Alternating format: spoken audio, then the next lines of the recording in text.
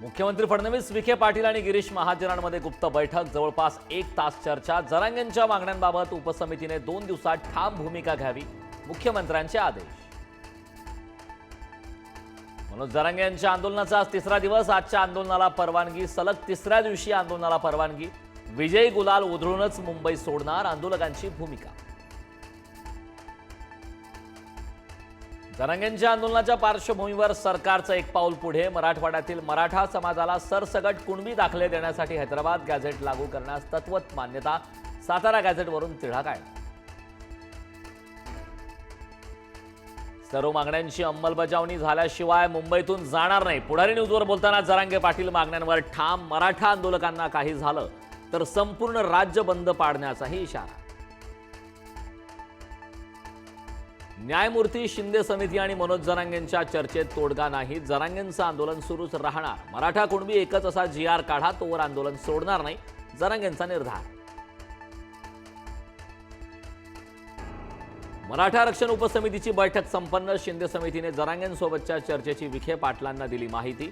शिंदे समितीऐवजी आता सरकारच जरांगेंशी चर्चा करणार।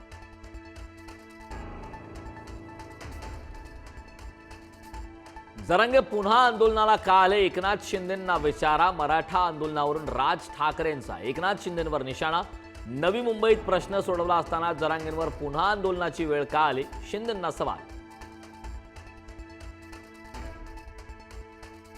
विधानसभेला अमित ठाकरेंना भाजपानेच पाडलं। खराब झालेल्या ठाकरे ब्रँडकडे लक्ष द्या, जरांगे पाटलांचा राज ठाकरेंवर हल्लाबोल। तर उद्धव ठाकरेंकडून मात्र मराठा आंदोलकांना मदत करण्याचं शिवसैनिकांना आवाहन।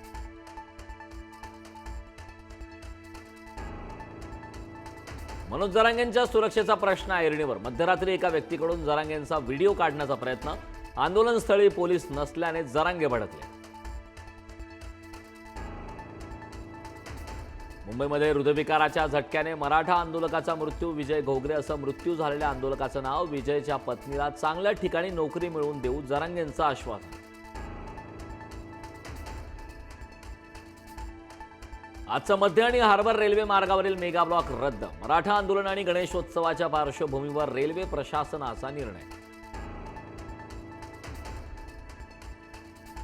उपमुख्यमंत्री एकनाथ शिंदे 2 दिवस दरेगावच्या दौऱ्यावर। रात्री उशिरा शिंदे दरेगावी दाखल। सरकारचं शिष्टमंडळ आज जरांगेंच्या भेटीला जाणार असतानाच शिंदे दरेगावी गेल्याने चर्चांना उधाण।